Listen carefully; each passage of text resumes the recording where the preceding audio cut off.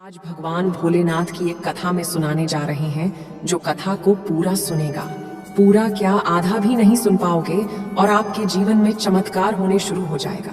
हम आज आपको बताने आए हैं कि भगवान भोलेनाथ नाथों के नाथ हैं और भगवान भोलेनाथ अत्यंत दयालु और भोला है।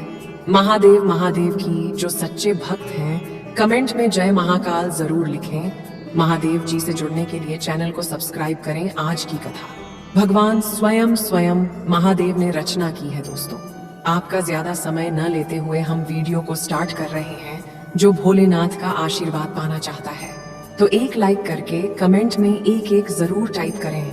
महादेव से कोई इच्छा आपके मन में है तो दो टाइप जरूर करें। इससे आपकी सारी मनोकामना भोलेनाथ आज की रात पूरी कर देंगे। जी हाँ, यकीन मानिए, आज की ही रात वह समय है जो आपकी सारी मनोकामनाएं पूरी कर देंगे भगवान भोलेनाथ। तो आप कमेंट में हर हर महादेव लिखना ना भूलें। चलिए सुनते हैं भगवान भोलेनाथ की कथा। एक कथा के स्वरूप में भगवान शंकर के पूर्ण रूप काल भैरव एक बार सुमेरु पर्वत पर बैठे हुए ब्रह्मा जी के पास जाकर देवताओं ने उनसे अविनाशी तत्व बताने का अनुरोध किया। शिव जी की माया से मोहित ब्रह्मा जी उसे तत्व को न जानते हुए भी इस प्रकार कहने लगे, मैं ही संसार को उत्पन्न करने वाला स्वयंभू भजन माँ एकमात्र ईश्वर पर अनाड़ी भक्ति ब्रह्म घर निरंजन आत्मा, पूछ में ही प्रवृत्ति और निवृत्ति का मूलाधार, सरवाल पूर्ण ब्रह्म हो विकास ब्रह्मा जी। ऐसा की पर मुनि मंडली में विद्यमान विष्णु जी ने उन्हें समझाते हुए कहा कि मेरी आज्ञा से तो तुम सृष्टि के रचयिता बने हो, मेरा अंदर करके तुम अपने प्रभुत्व की बात कैसे कर रहे हो। इस प्रकार ब्रह्मा और विष्णु अपना अपना प्रभुत्व स्थापित करने लगे और अपने पक्ष के समर्थन में शास्त्र वाक्य उद्गृत करने लगे। अंतरदशा वेदों से पूछने का निर्णय हुआ तो स्वरूप धारण करके आए चारों वेदों ने क्रमशः अपना मत से इस प्रकार प्रकट किया। रघुवीर जिसके भीतर समस्त भूत निहित है तथा जिससे सब कुछ प्रति होता है और जिसे परमात्मा कहा जाता है, वह एक रुद्र रूप ही है। यजुर्वेद जिसके द्वारा हम वेद भी प्रमाणित होते हैं तथा जो ईश्वर के संपूर्ण यज्ञ तथा योगी से भजन किया जाता है, सबका दृष्ट वह एक शिव ही है। सामवेद जो समस्त संसारी जनों को भरमाता है, जिसे योगी जन ढूंढते हैं और जिसकी भांति से सारा संसार प्रकाशित होता है, वह एक त्र्यंबक शिव जी ही है। अथर्ववेद जिसकी भक्ति से साक्षात्कार होता है और जो सब या सुख दुख अतीत अनाड़ी ब्रह्म है, वह केवल एक शंकर जी ही है। विष्णु ने वेदों के इस कथन को प्रताप बताते हुए नित्य शिव से रमण करने वाले दिगंबर पित्त वर्णन दूसरे प्रेमनाथ को बोटाधारी सर्ववेशित दर्पण वहीं संघ शिव जी को पर ब्रह्म मानने से इनकार कर दिया। ब्रह्मा विष्णु विवाद को सुनकर ओंकार ने शिव जी की ज्योति नित्य और सनातन पर ब्रह्मा बताया है, परंतु फिर भी शिव माया से मोहित ब्रह्मा विष्णु की बुद्धि नहीं बदली। उसे समय उन दोनों के मध्य आदि अंत रहित एक ऐसी विशाल ज्योति प्रकट हुई कि उसे ब्रह्म का पंचम सर जलने लगा। इतने में त्रिशूलधारी नील लोहित शिव वहां प्रकट हुए तो अज्ञानता अवश्य ब्रह्मा उन्हें अपना पुत्र समझकर अपनी शरण में आने को कहने लगे। ब्रह्मा की संपूर्ण बातें सुनकर शिव जी अत्यंत क्रुद्ध हुए और उन्होंने तत्काल भैरव को प्रकट कर उसे ब्रह्म पर शासन करने का आदेश दिया।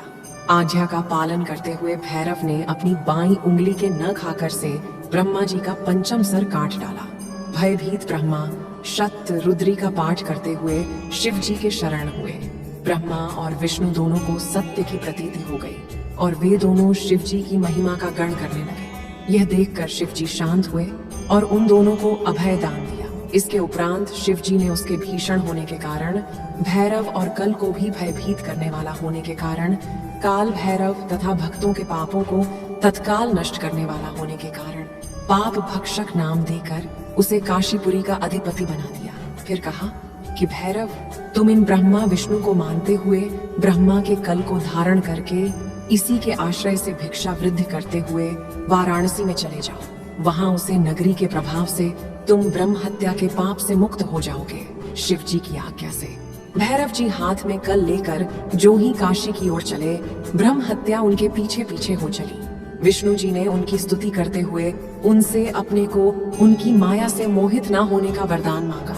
विष्णु जी ने ब्रह्म हत्या के भैरव जी के पीछा करने की माया पूछना चाहिए। हत्या ने बताया कि वह तो अपने आप को पवित्र और मुक्त होने के लिए भैरव का अनुसरण कर रही है।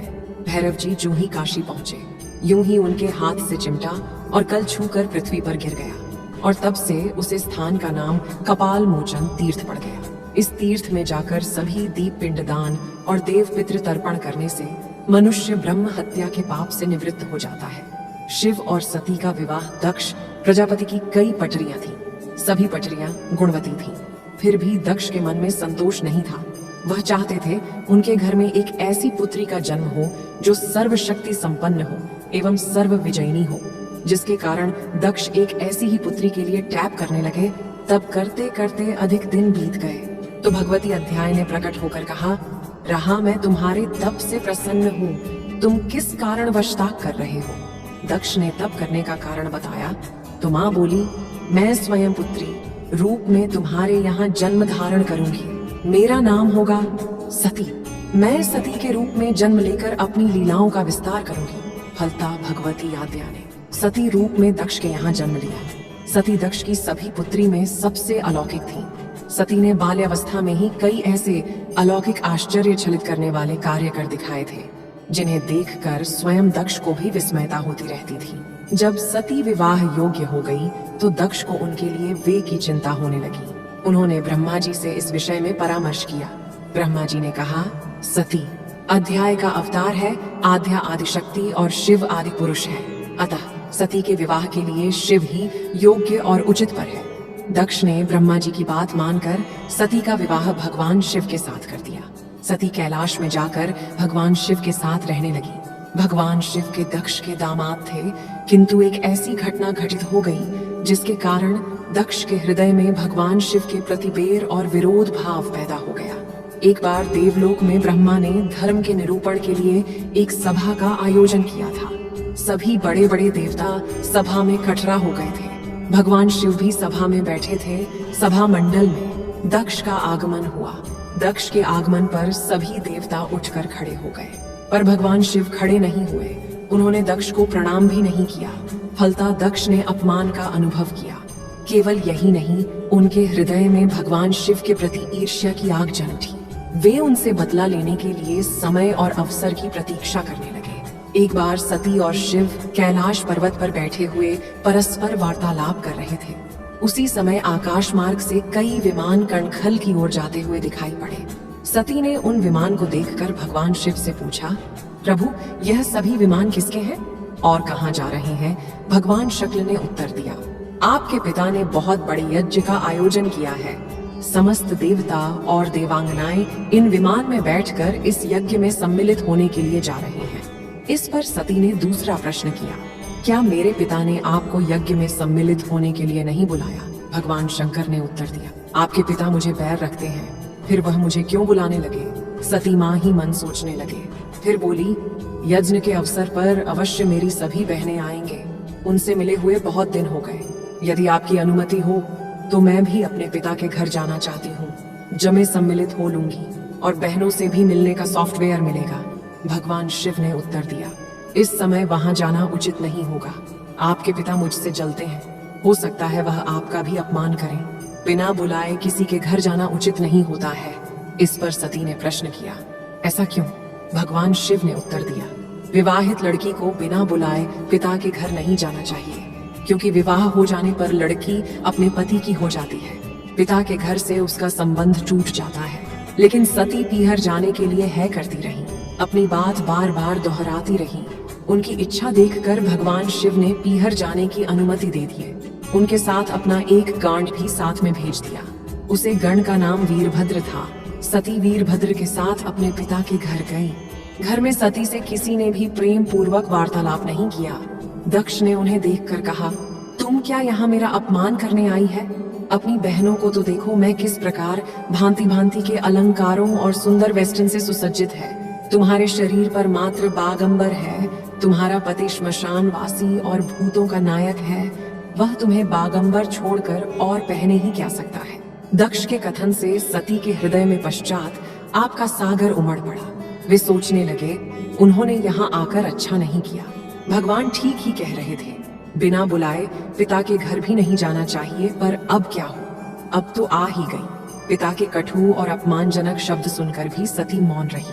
वे उसे यज्ञ मंडल में गई, जहां सभी देवता और आरसी मुनि बैठे थे तथा यह कुंड में दूदू करती जलती हुई अग्नि में आहुतियां डाली जा रही थी। सती ने आज मंडप में सभी देवताओं के 2 भाग देखे, किंतु भगवान शिव का भाग नहीं देखा। वे भगवान शिव का भाग न देखकर अपने पिता से बोली, पितृश्रेष्ठ यज्ञ में तो सबके भाग दिखाई पड़ रहे हैं, किंतु कैलाशपति का भाग नहीं है। आपने उनका भाग क्यों नहीं रखा? दक्ष ने गर्व से उत्तर दिया, मैं तुम्हारे पति शिव को देवता नहीं समझता। वह तो भूतों का स्वामी, नग्न रहने वाला और हड्डियों की माला धारण करने वाला है। वह देवताओं की पंक्ति में बैठने योग्य नहीं है, उसे कौन भाग देगा? सती के नेत्र लाल हो उठे थे, उनकी भाव है कुटिल हो गई। उनका मुखमंडल प्रलय के सूर्य की भांति तेज जो डीप होता था। उन्होंने पीड़ा से तिल मिलते हुए कहा, मैं इन शब्दों को कैसे सुन रही हूँ? मुझे धिक्कार है देवताओं, तुम्हें भी धिक्कार है।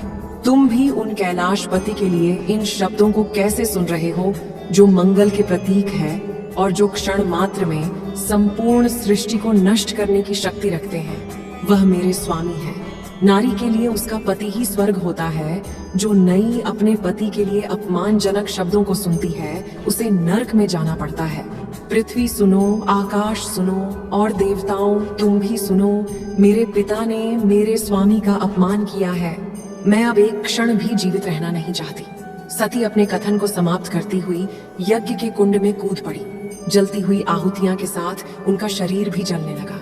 जो मंडप में खलबली पैदा हो गई, हाहाकार मच गया। देवता उठकर खड़े हो गए। वीरभद्र क्रोध से कम हो गए। वह चलकर यज्ञ का विध्वंस करने लगे। यज्ञ मंडप में देवता और आरसी मुनि भाग खड़े हुए। वीरभद्र ने देखते ही देखते डाक्ष का मस्तक काट कर फेंक दिया। समाचार भगवान शिव के कानों में भी पड़ा। वह प्रचंड आंधी की भांति कणखल जा पहुंचे। सती के जले हुए शरीर को देखकर भगवान शिव ने अपने आप को भूल गए। सती के प्रेम और उनकी भक्ति ने शंकर के मन को व्याकुल कर दिया। उन शंकर के मन को व्याकुल कर दिया जिन्होंने कम पर भी विजय प्राप्त की थी और जो सारी सृष्टि को नष्ट करने की क्षमता रखते थे। वह सती के प्रेम में खो गए। वे शुद्ध हो गए। भगवान शिव ने उन्माद की भांति सती के जले हुए शरीर को कंधे पर रख लिया। वे सभी दिशाओं में भ्रमण करने लगे। शिव और सती के इस अलौकिक प्रेम को देखकर पृथ्वी रुक गई, हवा रुक गई, जल का प्रवाह ठहर गया और रुक गई। देवताओं की सांस, सृष्टि व्याकुल होती, सृष्टि के प्राणी पुकारने लगे। भाई इमाम भयानक संकट उपस्थित देखकर सृष्टि के पलक भगवान विष्णु आगे बढ़े। वे भगवान शिव की बेसुधी में अपने चक्र से सती के एक एक अंग को काट काट कर गिरने लगे। धरती पर 21 स्थान में सती के अंग कट कट कर गिरे। जब सती के सारे अंग कट कर गिर गए तो भगवान शिव पुनः अपने आप में आया। जब वह अपने आप में आए तो पुनः सृष्टि के सारे कार्य चलने लगे। धरती पर जिन 21 स्थान में सती के अंग कट कट कर गिरे थे, वह ही स्थान आज शक्ति के पीठ स्थान माने जाते हैं। आज भी उन स्थानों में सती का पूजन होता है, उपासना होती है। दोस्तों, हमारे चैनल पर आप सभी का स्वागत है।